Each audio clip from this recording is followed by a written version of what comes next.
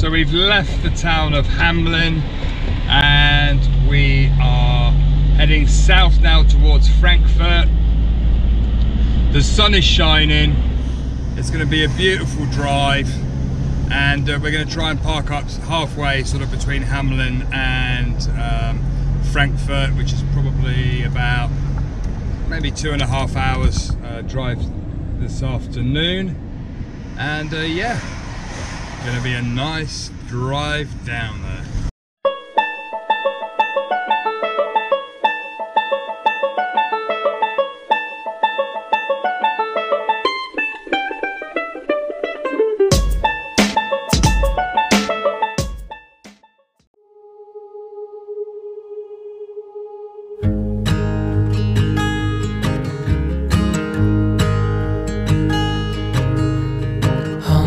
Child, I know you're hurt and you can't let go.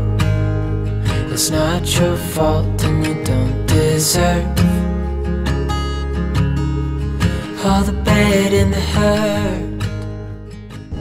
Oh, the road is starting to get beautiful. We're coming out, we're into the forests, and it's a bit more mountainous, and it looks like we're going to get some really nice views. Who knows, maybe a time lapse later. I know you've done your part, it's not fair. You did your time. How much longer will you suffer in this life? But don't give up, just hold on tight. It'll be alright.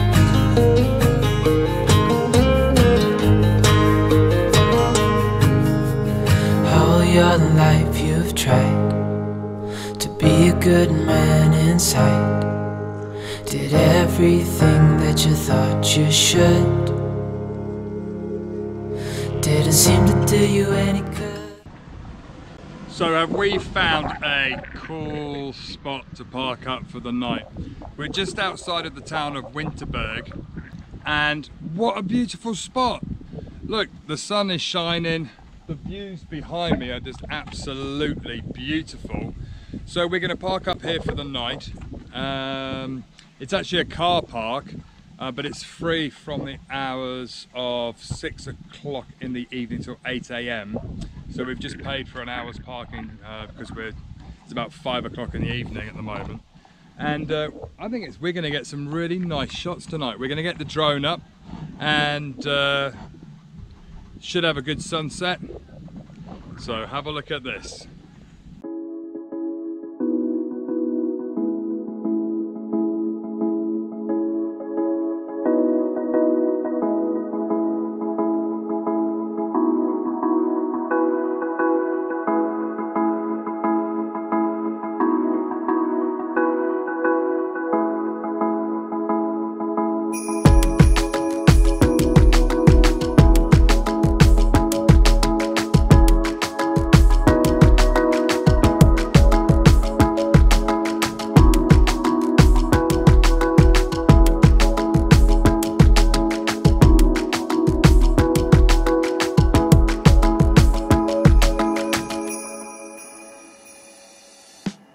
So we had a wonderful night's sleep up in this viewing car park just outside of Winterberg, halfway between Hanover and Frankfurt. And look at the views behind us. Stunning. It's nice to get back to nature and see all those miles and miles of beautiful forests. So today we're heading further south. We're heading towards Frankfurt to catch up with our nephew, Marianne's nephew, Chris, and his wife, Amel. So that'll be nice. So southwards we go.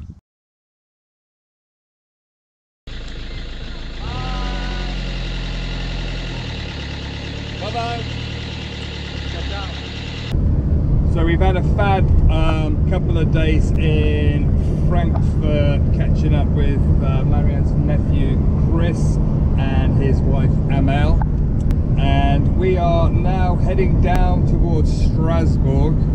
We found a beautiful area just to the west of Strasbourg, which we're going to go and check out.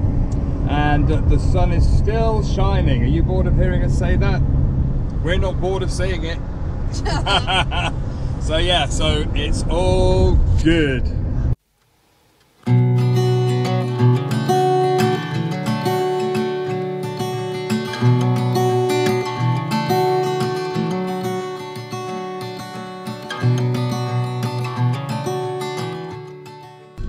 So we've just filled up with petrol at a petrol station in Germany.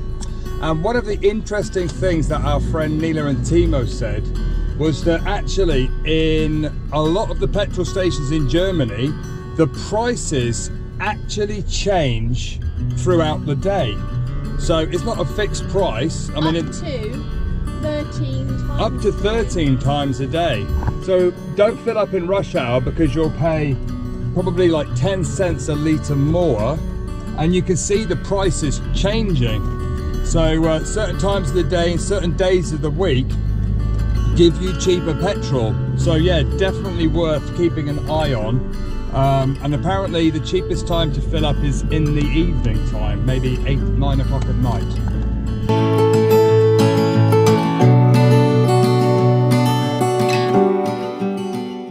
We're back in France. We've just arrived back in France and we've crossed the border into Moselle. Moselle.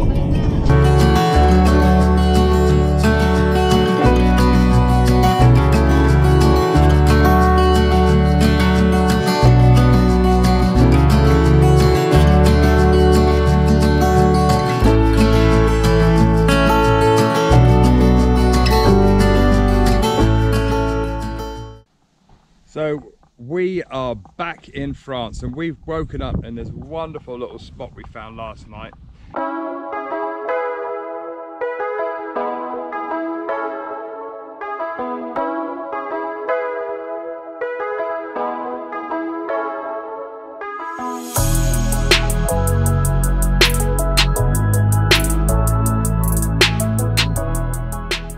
And we're in a park called Vosges du Nord. Near Eschborg, and it's not far from Strasbourg. So today we're going to go and check out, there's some Troglodyte houses nearby that we want to go and see, and some castles, and just the area in general looks beautiful. The weather's looking a bit grey today, not the best day's weather, but hey, you know, you can't have it all, and we've been so lucky with the weather. But look at these views. It's amazing. Absolutely beautiful. You can see for miles, surrounded by woodlands, and just genuinely lovely. So we're going to head south because the weather is starting to turn, and it's actually getting a bit chilly in the van. It was quite cold this morning. I put the heating on for the first time, and just to take the chill off. And so yeah, we're going to go and check out the area. So let's go.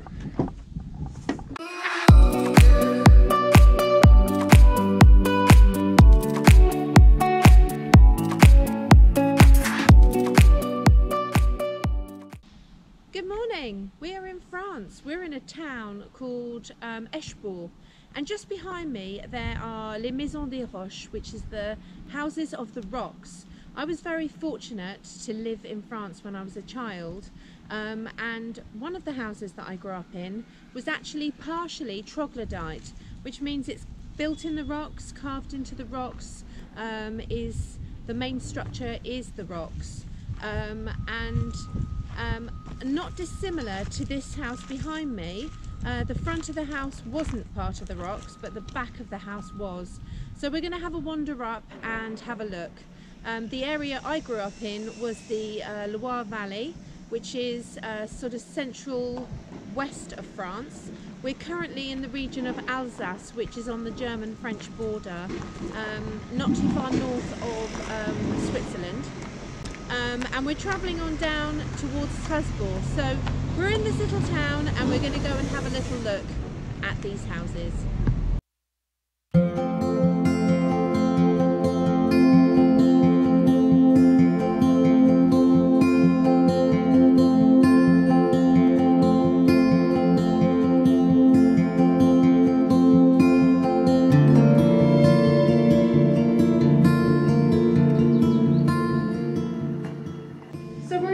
inside one of the Troglodyte houses, and it's absolutely fascinating to see how and why they were built in this architectural way.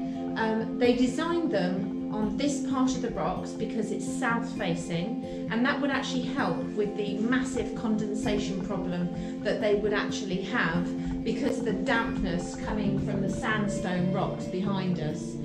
We also have just found out that the reason that they were done in the rocks, the houses were built in the rocks, is because it would actually save on building materials.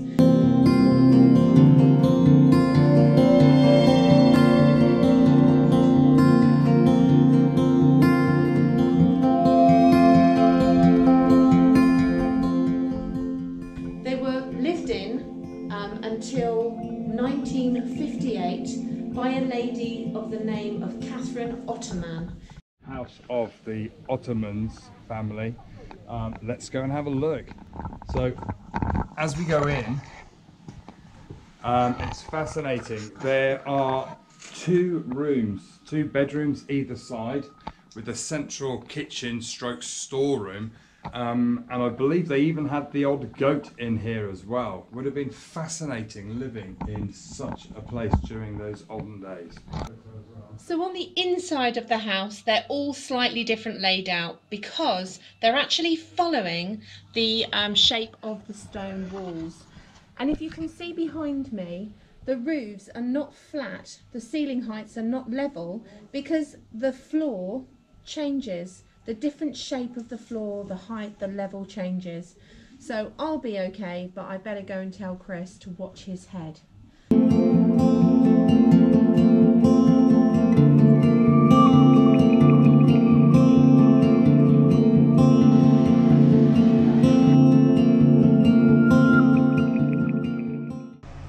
This little tiny area that is overhung by an enormous amount, it's like a massive area that's covered. This was actually where Madame Ottoman would have actually dried her clothes and also had a wood storage area. So she had everything she needed. I've got to say, it is just gorgeous. It's got a lovely feel about it. I have no doubts that in the winter it would be damp and quite cold and a little bit bleak, but with the log burners, the little fires, you can just imagine that lovely coziness that we have got in Troglodye, where it just feels tight and warm and cozy and you feel safe. It's solid, it's not going anywhere, it's absolutely fabulous. I love this place, it's got a great feel. So above Madame Ottoman's bedroom and kitchen, there was another room which has an external entrance, which is just behind me here in the garden area.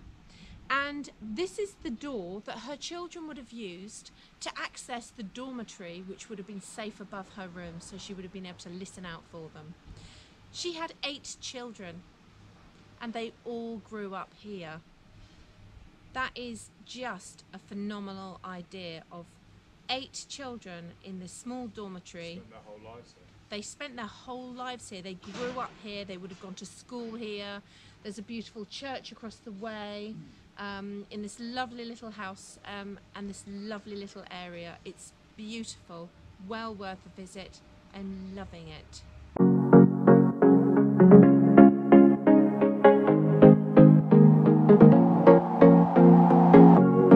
Leaving this place, the sun's about to break. You're riding shotgun